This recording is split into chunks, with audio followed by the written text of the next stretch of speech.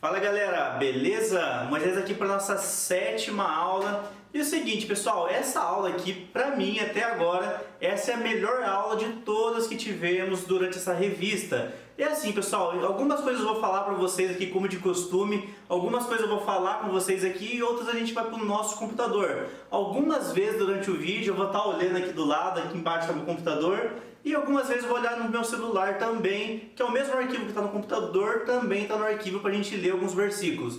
E é o seguinte pessoal, antes de começar esse vídeo então, eu já vou pedir para você pegar a sua revista da Escola Bíblica Dominical e tudo que eu for falando, faça a leitura acompanhando comigo, beleza? Então é o seguinte pessoal, vamos começar então. O primeiro tópico da revista então é, algumas vezes como eu falei, vou olhar aqui, o primeiro tópico é o livre-arbítrio. É o seguinte pessoal, falando em relação ao livre-arbítrio, existem várias linhas de pensamento em relação ao livre-arbítrio. Hoje, na atualidade, na verdade, atualidade não, né? Desde 1500 e pouco, bem antes, as pessoas já falavam muito sobre esse assunto. Existem duas teorias, então, que é muito legal a gente falar em sala de aula sobre o livre-arbítrio. Então a gente tem pensadores como Calvino, que fala muito sobre o livre-arbítrio, ele vai falar sobre a salvação, e tem também o pessoal que segue as teorias de Armínio, arminianos. Então assim, a gente tem essas duas categorias então, os calvinistas, que é aqueles que acreditam na predestinação, e a gente tem por outro lado os arminianos, que se você é da Assembleia de Deus, nós da Assembleia de Deus, nós somos arminianos. Nós acreditamos então que a salvação, pessoal, é um processo que vai ocorrendo. Ao contrário do pessoal que é calvinista, que acredita que a salvação não é literalmente um processo, mas a salvação já é meio que predeterminada ali pelos escolhidos. Então assim, pessoal, a gente também tem então essas duas linhas de pensamento. A gente tem as teorias de Calvino e a gente tem as teorias dos arminianos. Então vamos lá, pessoal, bem rápido então um resumo, como que a gente pode interpretar isso. Então nós temos então o livre-arbítrio. Nós que somos assembleianos, Assembleia de Deus, nós acreditamos no livre-arbítrio. E algumas outras teorias não acreditam no livre-arbítrio. Aqui eu estou falando com vocês de uma forma bem rasa, no documento que eu vou deixar para vocês que são alunos da biblioteca, ali vai ter mais informações em relação a este assunto. Então nesse primeiro tópico, em resumo, ele vai falar sobre o livre-arbítrio. Nós somos servos de Deus e nós temos sim o livre-arbítrio. Vamos ler alguns versículos, pessoal, para ficar um pouco mais claro essas informações. Olha esse versículo, pessoal, Deuteronômio capítulo 30, versículo 19. Hoje eu invoco os céus e a terra como testemunha contra vocês. Olha que a Bíblia fala. Do que coloquei diante de vocês a vida e a morte, bênção e maldição. Agora escolham a vida, para que vocês e seus filhos vivam. Então aqui, pessoal, a gente já tem o primeiro indício que nós temos sim o livre-arbítrio. Deus colocou então a bênção e a maldição, e ele fala, escolha pois a bênção. Isso é poder de escolha, livre-arbítrio. Vamos ler mais um versículo. Lá em Josué, no capítulo 24 e no versículo 15, olha que Josué fala, mas se vós parece mal servires ao Senhor, escolhei hoje, olha que ele fala, escolhei hoje, poder de escolha, a quem a vez de servir, ou aos deuses a quem querem servir os vossos pais, que estavam além do rio, ou os deuses dos amorreus, em cuja terra habitais. Aí ele fala, olha que legal pessoal, eu e minha casa serviremos ao Senhor. Então Josué ele já fala, vocês têm o poder de escolha. Vocês podem servir aos deuses dos amorreus, porém eu e minha casa serviremos ao Senhor. Então a gente vê, pessoal, que nós temos a escolha de servir a Deus ou não. Nós não somos, pessoal, obrigados a servir a Deus, mas sim nós temos esse poder de escolha de servir ou não a esse Deus. Pessoal, último versículo aqui para a gente finalizar essa parte, E o Espírito e a noiva dizem, vem. E quem ouve diz, vem. E quem tem sede, venha. E quem quiser, olha que legal pessoal, e quem quiser receberes da água da vida, que beba. Então assim pessoal, a gente tem sim o livre-arbítrio e o poder de escolha. Nós servimos a Deus literalmente porque queremos. Isso é um propósito que já está no coração nosso e não é por obrigação. Beleza? Então o primeiro tópico fala sobre o livre-arbítrio que todos os seres humanos possuem. Vamos lá pessoal, o segundo tópico então vai falar sobre a soberania divina, a soberania de Deus. Pessoal, aqui a gente vai conversar sobre vários aspectos sobre a soberania de Deus.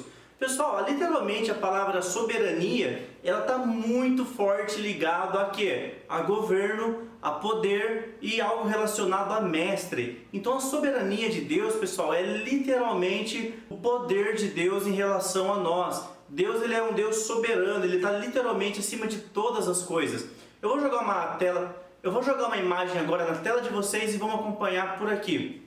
Então vamos lá, pessoal. A gente tem ali então a soberania de Deus. Então a gente tem o texto de Isaías 37, versículo 16. Olha que legal que fala: Ó Senhor dos exércitos, Deus de Israel, que está entronizado acima dos querubins. Tu somente é o Deus sobre todos os reinos dessa terra. Tu fizestes os céus e a terra. Então assim, pessoal, a soberania de Deus é algo que está literalmente acima de todas as coisas. Ali eu coloquei uma observação, pessoal, que eu achei bem interessante. Então, como Deus é um Deus soberano, então cabe a nós, pessoal, aceitar a sua decisão, aceitar aquilo que Ele entrega para nós, porque Deus é um Deus soberano. Então, ao invés de ficar questionando, a gente simplesmente aceita a soberania de Deus. Eu coloquei esse versículo, pessoal, que eu acho muito lindo, esse versículo é demais, e eu peço para vocês lerem em sala de aula, que é justamente Romanos capítulo 11. Pessoal, enquanto eu preparava essa aula durante essa madrugada, eram umas 3:30 da manhã mais ou menos, e eu comecei a refletir um pouco sobre a grandeza de Deus, a soberania de Deus, e eu anotei aqui, pessoal, 5 itens que é muito importante a gente ter em mente em relação à soberania de Deus. Eu vou jogar na tela para vocês, depois eu volto aqui para comentar um pouco. Então esses são 5 itens que eu notei que a gente deve sempre se atentar a esses pequenos detalhes. Olha na tela. Então esses são alguns itens, pessoal, que eu notei que a gente deve sempre ter isso muito bem fixado na nossa cabeça. Eu vou voltar aqui agora e vou conversar um pouquinho com vocês sobre cada um deles. O primeiro item, pessoal, em relação à soberania de Deus. O primeiro pensamento que nós devemos ter na nossa cabeça é: tudo é dele e foi feito para ele, como a gente já falou no versículo anterior de Romanos 11. Então, o primeiro ponto em relação à soberania de Deus, pessoal, a gente deve entender que tudo é dele, tudo é para ele e tudo também veio da parte dele. O segundo item, pessoal, seja grato pela sua vida, pois ela foi paga com um alto preço. A Bíblia fala, pessoal, que nós fomos comprados não foi com ouro e nem com prata, mas sim com preço de sangue. Então você deve ser muito grato pela sua vida. Então o segundo item que a gente deve se submeter em relação à soberania de Deus é exatamente em relação à gratidão. Então você tem que ser grato pela vida que você tem, porque ela foi paga literalmente com preço de sangue. Pessoal, o terceiro item: valorize os pequenos detalhes da nossa vida, porque é tudo que Deus fez, foi literalmente para nós. Nesse terceiro item, o que eu estou querendo dizer é que a gente deve ser grato a Deus pelos pequenos detalhes de nossa vida, pelas pequenas conquistas que Deus nos dá. Então, às vezes, você foi lá, acabou sendo promovido, ou recebeu um aumento salarial, enfim, passou numa faculdade, passou na sua prova. Cada detalhe da sua vida você deve ser grato a Deus. Às vezes simplesmente você foi lá, recebeu algum elogio, você fala, isso não é nada demais. Pessoal, seja grato a Deus pelos pequenos detalhes da sua vida. Não só pelas grandes conquistas, mas também pelos pequenos detalhes que vão fazer toda a diferença lá na frente em relação à gratidão a Deus. O quarto item, pessoal. O quarto item aqui eu falei, troque a palavra por quê pela palavra para quê. Então questione menos a Deus e receba mais as coisas que vêm da parte dele. E por último, pessoal, Deus ele te ama e quer o melhor. Esse é o pensamento que todos nós que somos cristãos ou não devemos ter em mente. Saber que Deus ele é soberano e ele ama cada um dos seus filhos. Beleza? Vamos lá, pessoal, próximo tópico. Nesse terceiro tópico, pessoal, a gente vai falar sobre a responsabilidade humana. Então assim, a gente viu que a gente tem o livre-arbítrio, a gente viu que Deus ele é um Deus soberano, que Ele nos ama, é um Deus que nós devemos aceitar, se submeter à sua vontade. Agora entra a questão da responsabilidade humana. Tudo bem, Deus ele é soberano, nós temos o livre-arbítrio, só que nós também temos as responsabilidades humanas. E essas responsabilidades, pessoal, são muitas e muitas. Eu destaquei algumas aqui que eu vou compartilhar com vocês. Dê uma olhada na tela.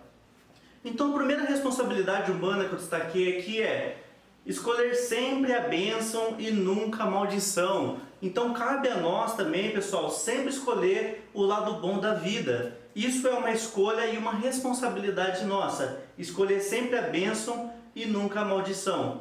Segundo, se santificar e respeitar o nosso próximo. A Bíblia fala que sem a santificação ninguém verá a Deus. Então o segundo item fala justamente em santificar e respeitar o nosso próximo. O terceiro, pregar o evangelho a toda criatura e cumprir o ID do Senhor. E por último, buscar o reino de Deus de todo o coração.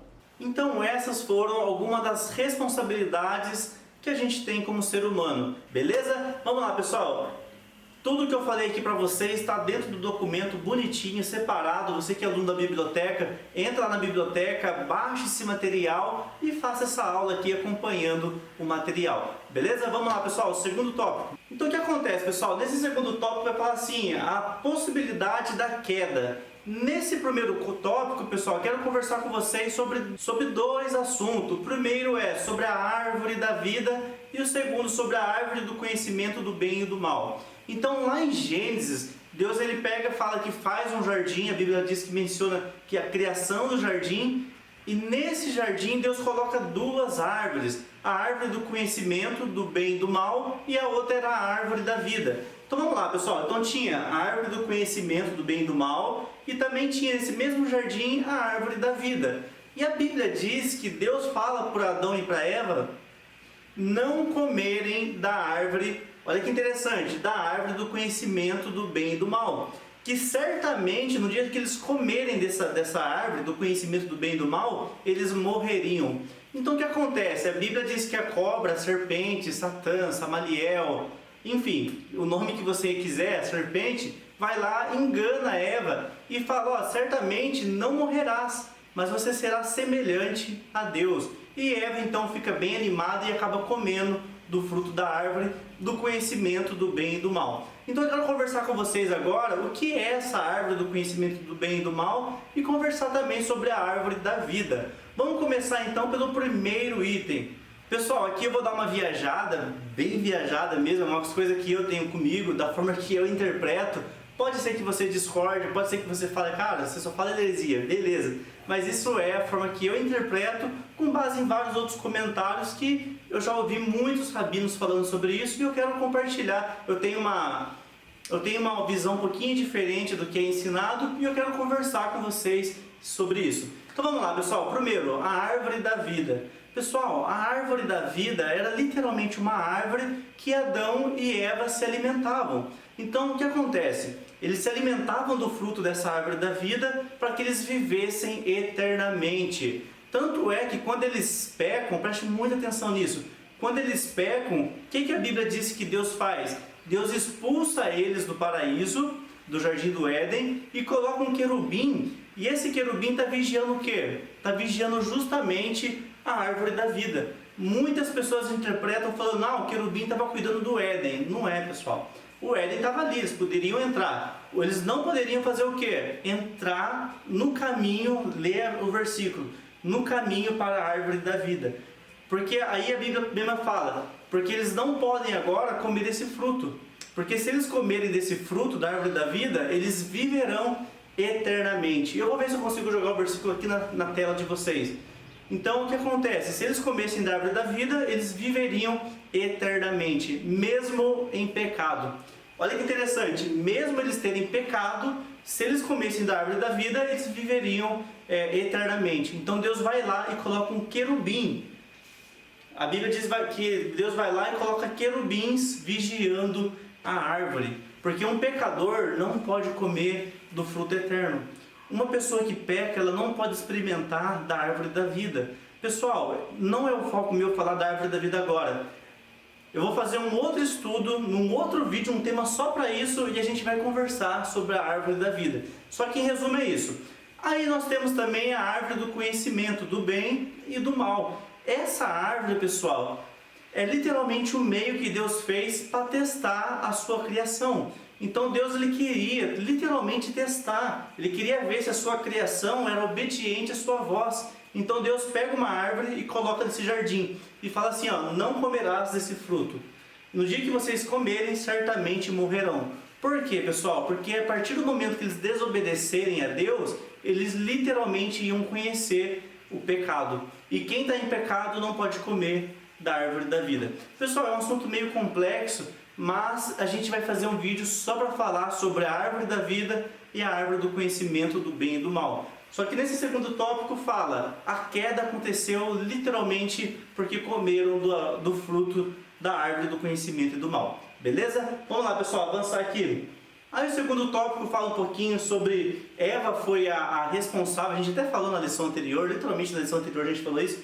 Então a gente fala que Eva foi a responsável, né, por ser enganada pela serpente e devido a Eva ter comido e dado o fruto para Adão, Adão também passou a ter essa responsabilidade e a culpa caiu literalmente sobre o homem. Beleza? Na aula passada a gente falou um pouco sobre isso. Vamos avançar.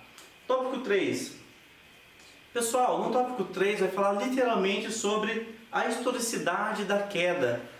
Então assim, pessoal, a gente literalmente acredita que houve essa queda, que teve literalmente uma serpente que falou com a mulher e a partir daquele momento, então, Adão e Eva pecam e acontece todo o resto da história que vocês já conhecem também. Pessoal, vamos avançar agora, a gente vai para o nosso último tópico, para essa aula não ficar muito grande. Vamos lá, pessoal, terceiro tópico. O terceiro tópico vai falar literalmente sobre as consequências do pecado de Adão e Eva, que a gente já falou também em outros rodeios. É o seguinte, pessoal, a palavra-chave desse vídeo, para quem assistiu o nosso vídeo anterior sabe, todos os vídeos eu vou falar, todos não, mas alguns vídeos, eu não vou falar quais, senão vocês vão direto lá, né? Mas alguns vídeos eu vou falar alguma palavra-chave aqui nesse vídeo.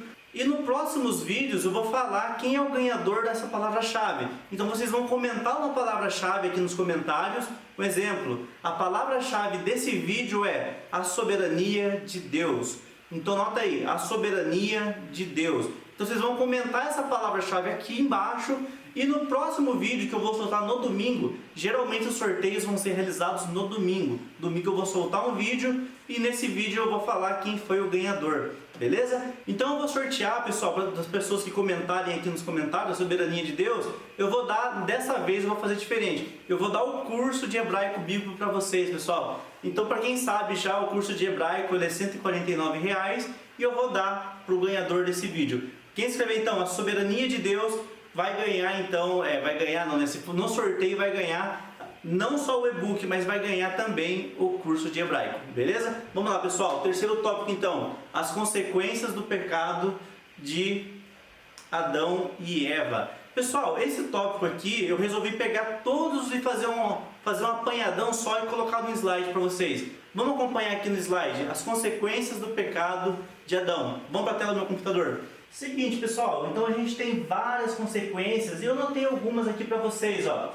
Então a primeira consequência do pecado de Adão e Eva, a serpente passa a andar sobre o seu ventre e se torna a mais maldita entre todos os animais do campo e feras. Então vamos lá, pessoal, a primeira consequência então foi que a serpente agora, ela literalmente começou a rastejar e ela passou a ser maldita. Tanto é que as pessoas literalmente têm muito medo de serpente, tirando os biólogos, né, que gostam dos animais.